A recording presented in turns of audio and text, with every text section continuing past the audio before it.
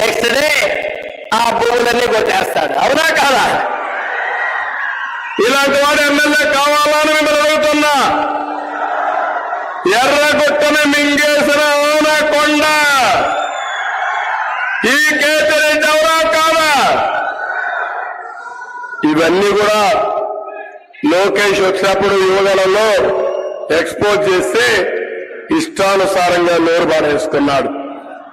గుప్త నిధుల కోసం అమ్మవారి ఆలయాన్ని కూడా పడగొట్టిన దుర్మార్గుడు ఈ కేతిరెడ్డి. సోలార్ కంపెనీ దగ్గర మామూలు వసూలు చేసిన వ్యక్తి. ఇంకో పక్క ఉప్పలపాడు రీచ్ నుండి రోజు లక్షల విలువ తీసే ఇసుకని బెంగళూరు తరలించే దుర్మార్గుడు. నేను అందుకనే మిమ్మల్ని అందరినీ ఒకటే కోరుతున్నా. ఇక్కడ పరిటాల శ్రీరామ్ మీ అందరి కోసం పనిచేస్తున్నాడు.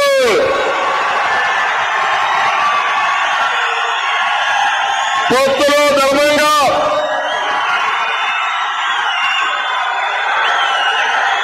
బీజేపీ నుంచి సత్యకుమార్ యాదవ్ వచ్చినప్పుడు త్యాగం చేసిన వ్యక్తి పరిటాల శ్రీరామ్.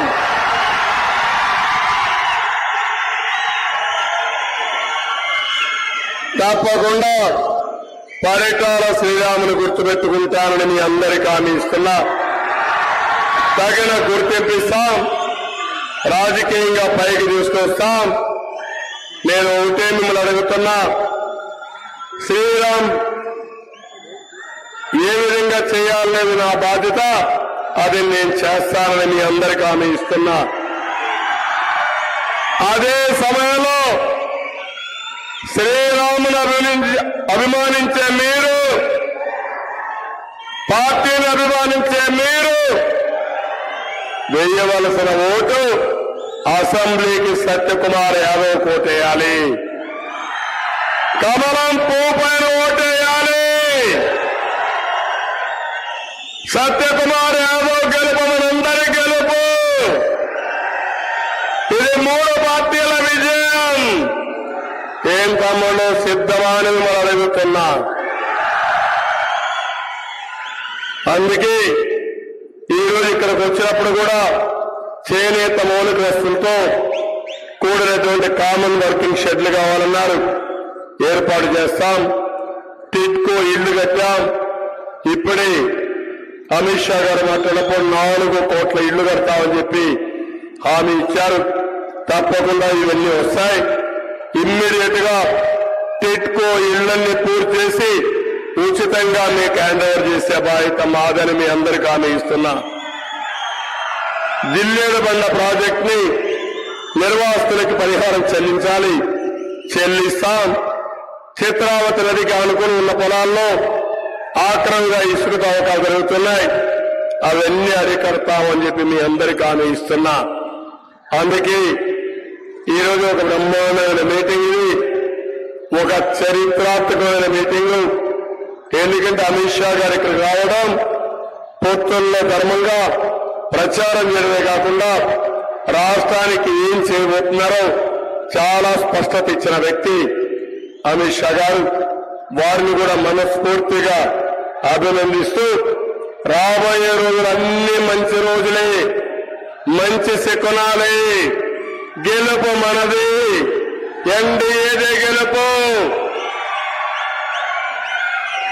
ఇంకా మనం చేయాల్సింది స్వేరింగ్ ఇన్ సెరమనీకి ముహూర్తం పెట్టుకోవడమే. అంత నమ్మకంతో ఉన్నా, అవునా కాదా? అంత అవసరం కూడా అవునా కాదా? సిద్ధంగా ఉండండి. 10 రోజులు ఏమారద్దండి. ఇతను మామూలు వ్యక్తి కాదు, మారీచుడు.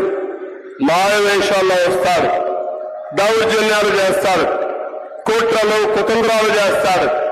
రేపు ఎల్లుండో ఏం చేస్తారో కూడా నేను కూడా ఊహించలేకపోతున్నా. అందుకే మీరు చూస్తే గులకరాయి వేశారా? ఏం లేదో గాడోళ్ళు కరెంట్ ఆఫ్ అవుతుంది, గులకరాయి తగులుతుంది, 5 నిమిషాల్లో ప్లే కార్డ్స్ వస్తాయి. నేను ఇప్పించాను, ఇది హత్యా ప్రయత్నం అని. మీకు అర్థమైందా తమ్ముళ్ళు? నాటకాల రాయుడు ఎన్ని నాటకాలు ఆడాలని నాటకాలు ఆడాడు. నేను ఆ రోజు ఇమ్మీడియట్ గా చెప్పాం, పొయ్యి గులకరాయితో హత్యా ప్రయత్నం చేస్తామని అడుగుతున్నాను మిమ్మల్ని.